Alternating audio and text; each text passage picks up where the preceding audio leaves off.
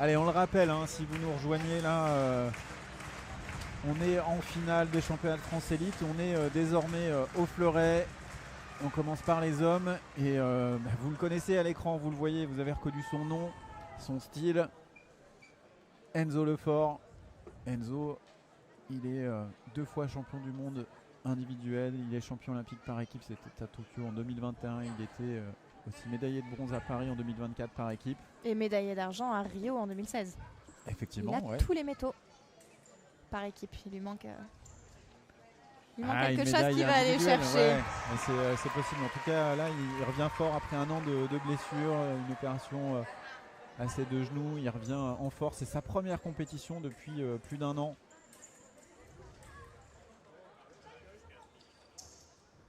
Et Armand Spichiger, il a une petite expérience olympique parce qu'il a été champion des Jeux Olympiques de la jeunesse. C'était à Buenos Aires En 2018. en 2018. Donc Armand, il a déjà goûté quelque part à cet olympisme. Mais pour les jeunes, On est sur 2 profils et 2 expériences très différentes de par leurs âges à ces deux athlètes. Mais Armand, il commence à accumuler quand même pas mal de Coupes du Monde.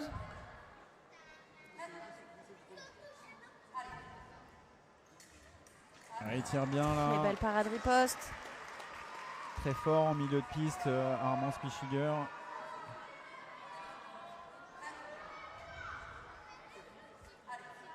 Il va falloir qu'Enzo construise ses touches, fasse l'effort.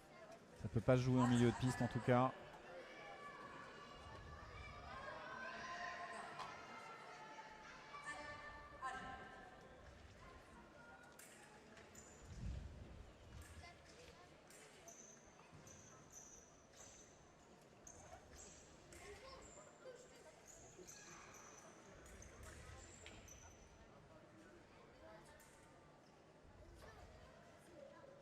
Armand Spichiger qui est 80e mondial. Le système est simple. Plusieurs Coupes du Monde sur l'année, des championnats d'Europe, des championnats du monde ou des Jeux Olympiques tous les 4 ans. Et on cumule des points en fonction de son résultat. Forcément, le vainqueur cumule plus de points. Et c'est comme ça que le classement mondial est constitué. Et à ce petit jeu-là, Armand est donc 80e. Du haut de ses 24 ans, il est 7e français. Et Enzo Lefort, il est désormais non classé à l'international, mais ça va revenir parce que sa première épreuve ce sera à Paris, à Coubertin. Il a du mal là, Enzo, à entrer dans cette finale. Il est perturbé par le jeu, le rythme là d'Armand Spichiger. Vous l'avez compris, on est au fleuret, la cible se réduit, on touche désormais la surface valable que vous voyez, la surface électrique métallisée au niveau du tronc. Allez, une première attaque là, bien lâchée, impactante. Il s'est appuyé sur le fer, Enzo Lefort, il a tapé le fer pour prendre la priorité, lancer son attaque. Batté fer et tout droit. Une touche importante peut-être pour le lancer vraiment dans cette finale et le remettre en confiance. Et là, Armand Spichiger qui sort une touche aussi sortie de l'espace. Il part en flèche, en courant, en coup lancé, à l'épaule, il touche. Ça va être dur pour Enzo parce que je sens Armand vraiment en confiance là, vraiment dans son rythme. Il s'impose bien. Il impose sa distance, il impose son rythme et il trouve des solutions offensives et défensives. Dans ce cas de figure, c'est quand même très compliqué de faire quelque chose. Ouais, après Enzo, il a de l'expérience, il va réussir à varier la distance, varier les cibles. Pour l'instant, Enzo n'a pas vraiment trouvé de solution vers l'avant en attaque.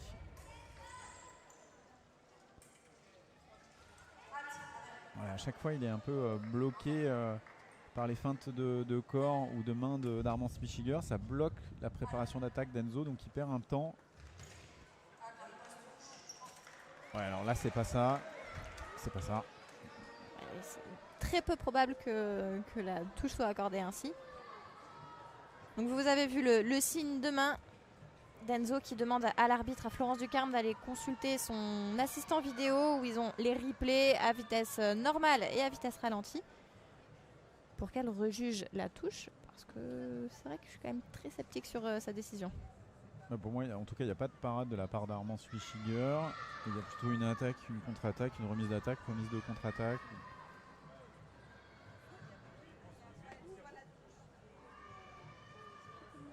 En plus on voit qu'Armand cherche une parade circulaire, il trouve rien donc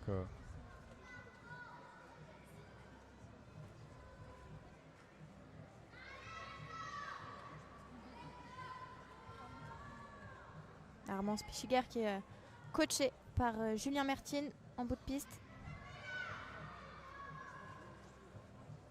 On ne vous le présente plus, hein. Champion olympique et médaillé de bronze. Et l'arbitre ne revient pas sur sa décision.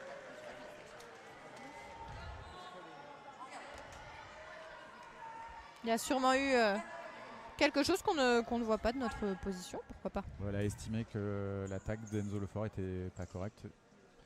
Et elle donne la reprise de gauche. Allez, 7-3 là.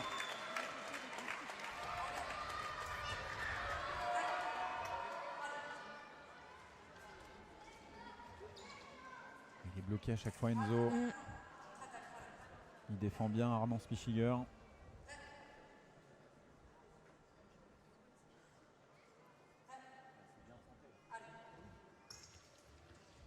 Et encore l'attaque partie de loin, l'enchaînement.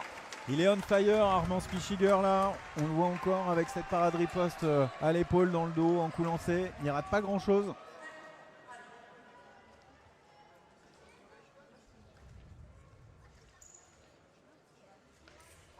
Voilà, belle attaque, il a bien poussé celle-ci. C'est une de ses forces à Enzo.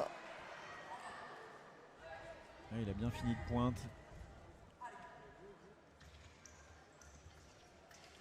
Dommage encore. Moins en équilibre là sur le final de son action Enzo, donc il a été moins précis. Il a raccroché le bras, non valable.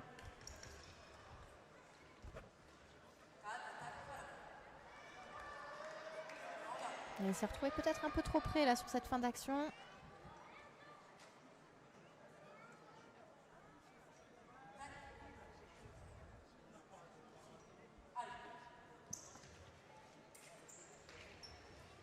Allez, l'attaque d'Enzo Lefort qui touche, c'est bien là, il était dans le bon rythme Enzo, assez relâché, souple, assez aérien. C'est pas fini, c'est pas fini. Peut-être qu'Enzo peut recoller.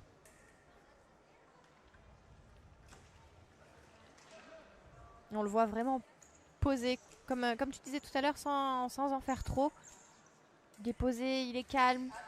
Il fait des choses vraiment sensées avec une vraie finalité derrière. Complètement. Là, le seul truc, il est resté posé sur les jambes. Le seul truc qui lui a manqué, c'est qu'on a vu sa pointe d'un seul coup partir au ciel. Et finalement, Armand Spichiger a bien exploité le truc puisqu'il a ce qu'on appelle casser la distance. Il a refusé de reculer pour le surprendre. Et Enzo n'a pas eu le temps de remettre sa pointe sur la cible. Là, c'est mieux dès qu'il est en action de pointe. Il est plus efficace. Et de toute façon, il n'y a qu'une lampe. Mais s'il y avait eu 2 lampes, ça aurait été l'attaque de droite. Oui, totalement.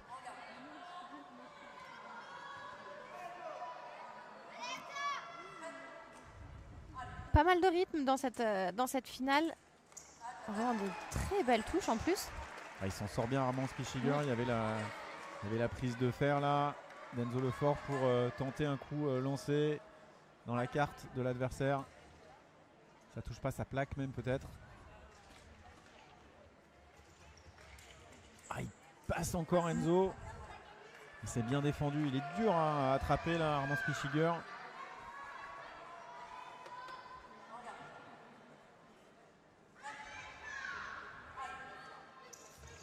Voilà, magnifique attaque. Pas vu venir.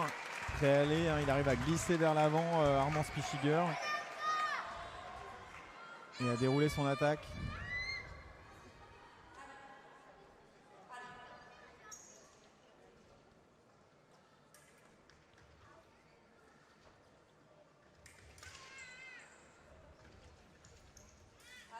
Ah là là là là là là. Il est dans le vrai ce Armand, il est vraiment dans une construction et dans une sanction. Je pense que physiquement ça commence à pêcher de toute façon pour Enzo et qui du coup a quelques échecs, quelques déchets sur ses actions. Ouais, on le sent là, il est court physiquement, il prend trop de risques là. C'est un peu jackpot là. Il faudrait réussir à construire un peu plus. Et puis Armand il est en réussite, il fait peu de non valables, il rate peu.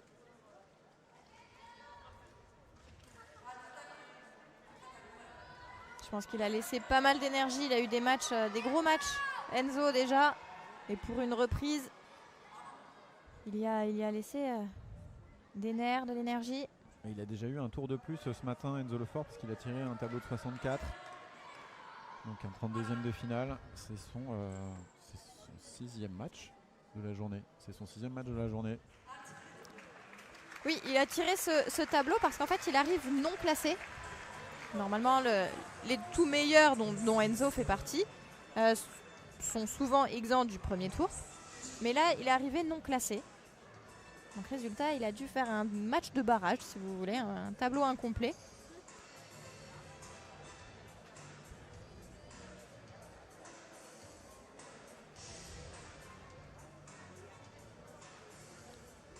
Allez, j'observe un peu là Enzo là, qui trouve pas de solution. Il l'exprime à Patrice Lotolier. Vous ne le voyez pas à l'image parce que c'est Julien Mertine là, du cercle d'escrime de Rueil que vous voyez avec Armand Spichiger. Vous voyez Enzo un peu, pas dépité, hein, mais parce que on sent qu'il trouve pas de solution, il l'exprime. Il dit j'essaye d'aller dans la carte, je touche pas. Mais on voit aussi à ses expressions qu'il est conscient de la situation. Il panique pas pour autant, il n'a pas l'air énervé.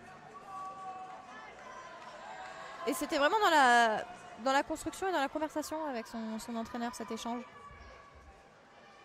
Allez, ouais, ils se connaissent très bien. Et puis Patrice Lotolier suit aussi régulièrement les fleurettistes en Coupe du Monde.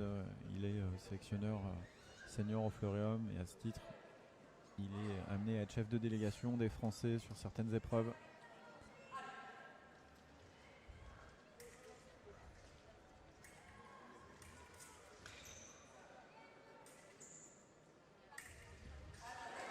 Magnifique attaque. Il part de loin parce qu'il est quand même plus petit, Armand. Et même en partant de loin, il arrive à raccrocher. On voit l'explosivité de ses attaques. Il est vraiment dans le bon temps à chaque fois. Il touche seul. Il fait l'effort là en défense. On ne sait jamais si ça va se conclure par une parade ou au contraire il arrive à très vite monter sur son adversaire, fermer la cible et la distance. Bien poussé là.